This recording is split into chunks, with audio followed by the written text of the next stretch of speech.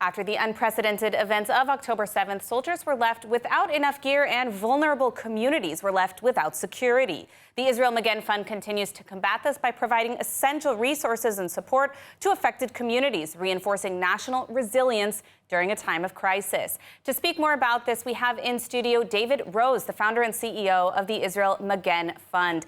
David, thank you so much for joining us in studio here today.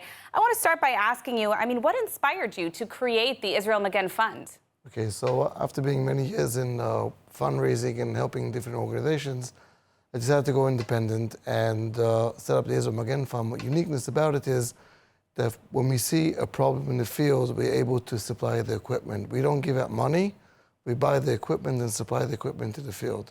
So with a donor, I can make sure that the donor receives and he gets what he wanted to get and what we wanted to supply to the field. So we started this 5 years ago. Started off in the beginning with different equipment that was missing, if it's medical equipment, if it's ambulances that we saw the missing defibrillators, if it's EMTs missing equipment. And then we got the donation. We actually literally bought the equipment and delivered it, showing that what we can do is ability is to maneuver equipment fast from the supplier to the field, making sure that what they need is done. And that gave us experience, and we moved on further to work with bigger communities. We worked in Binyamin, an area of Yehuda v'Shomron, where they came to us with a problem of fields being burned down with the Palestinians, similar to what's going on in Gaza before October 7th, when they were throwing over these balloons with rockets, balloons with fires, starting a fire. Same problem had in Binyamin. Came to me and said, can you help us out?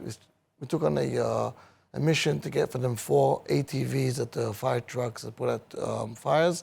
And thank God we managed to do it. Within a year, we supplied 4. It was a big project we got for them. And then they moved on to other places in Yehuda v'Shomron. And then when the war broke out... Well, I wanted to ask you, what are the current projects that you're working on with ILTV? So, except for supporting soldiers that we do today, literally just today I was giving out helmets. Surprising, 16 months into this war, I get WhatsApp phone calls from different units that are being set up, new units or soldiers being called up first time, telling me, listen, I'm missing a helmet, I'm missing a protected vest, and I have donors that can help me out. I go and buy and supply it, and it's a big mission still going on today. Except for that, we took on a mission up north that we helped out communities over there that were hit by Hezbollah rockets, kibbutzim that were burnt, all the orchards were burned down over there, if it's kiwi, avocado, grape, vineyards, etc. We had the same vehicles we gave Shomron, we gave up north to Kibbutz Malkiah, Kibbutz Yiron, literally sitting on the border front. We helped them throughout the war, and we helped upgrade the security systems over there by supplying to 11 kibbutzim equipment. It was cameras, monitors, you name it, stuff that they would need it, that had nothing. I got to them from nowhere. People just said to me, by the way, there's a problem, and I never say no to people. And I said, okay, let's go see what's going on over there. I went up there, they showed me the issues. I got a donor to help me out. He literally took 11 kibbutzim, had no tech in the dispatch centers over there.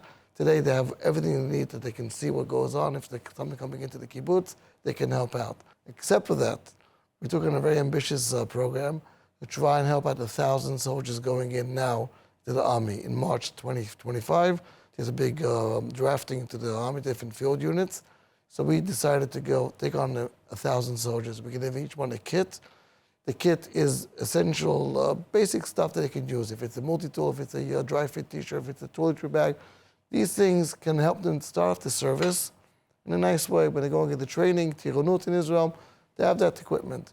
But behind it is a message. The message that we were giving them is, we're thinking of you, we were supporting you, we appreciate what they're going to do. They're going to have 3 years of their life, these 18-year-old boys. Let's give them something from Israel Magen Fund, to say to them, thank you for the service. Absolutely. Unfortunately, we are almost out of time, but I want to ask you really quickly, how can individuals and even organizations support this important work you're doing, both for our IDF soldiers and also for communities? So if you go to israelmagenfund.org, you have all the information over there about us, about the programs that we're doing up north in Yehuda v'Shomron, and the soldiers. We all need help. It's scary times we're living in, but yet there's hope. and we see the hope, and we see what we're giving to people, and we're helping them out. Let's continue going, and just put aside all the differences we have between people, and they give hope to Israel. Thank you so much. Absolutely. Absolutely. All right, David Rose, thank you so much for joining us today, you. Israel Magen Fund. All the best.